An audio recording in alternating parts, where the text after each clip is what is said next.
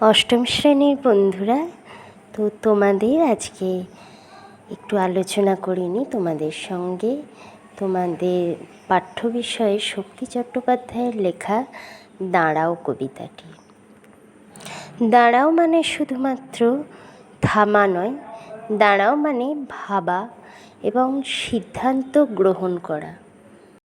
এখানে কবি বলছেন নিজের বিবেককে জাগ্রত করো, আর শুধুমাত্র নিজের কথা না ভেবে একটু অন্য মানুষের কথাও ভাবো, কারণ প্রত্যেকটা মানুষই তোমার নিজের, আর তাদের কথা ভাবতে শেখো।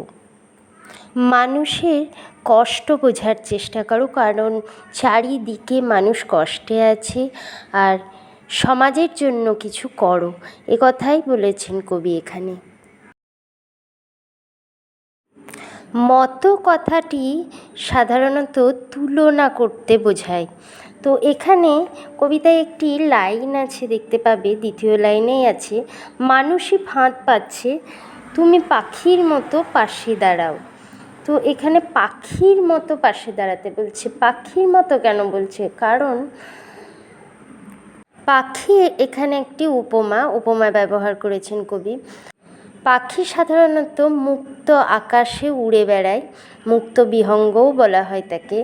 তো তেমনভাবেই খোলা মনে মুক্তভাবে কোনো ভয় না রেখে মানুষের পাশে দাঁড়ানোর কথা বলেছেন কবি।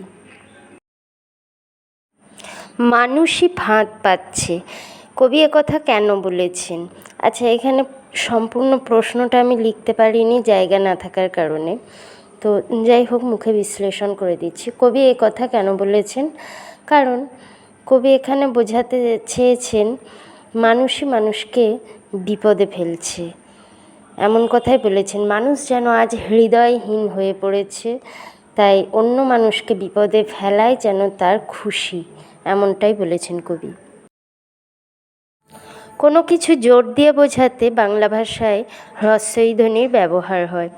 এখানে মানুষ মানে নির্দিষ্ট করে মানুষকেই বোঝাচ্ছে।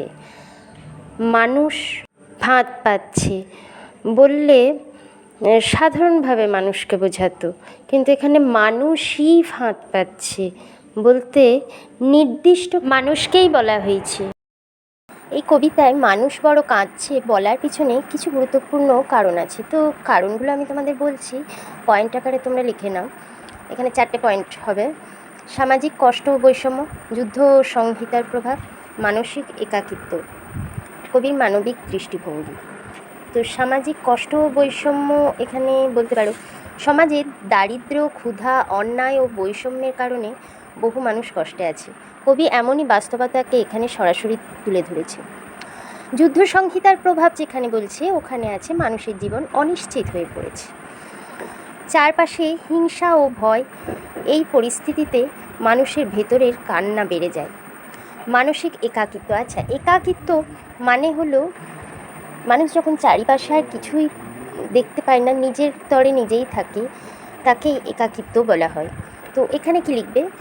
শহুরে জীবনে মানুষ একে অপরের কাছাকাছি থেকেও বিচ্ছিন্ন। এই নিঃসঙ্গতাকে কান্নার তরে কবি বলেছেন।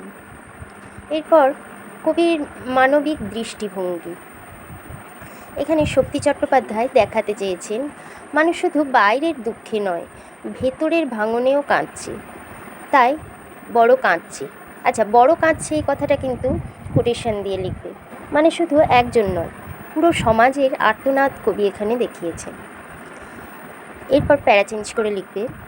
সংক্ষেপে বোঝা যায় বা বলা যায় পৃথিবীর কষ্ট, অসহায়তা, মানবিক বিপর্যয়ের কথা কবি এখানে তুলে ধরেছেন। ব্যাস, এটুকু লিখলেই হবে।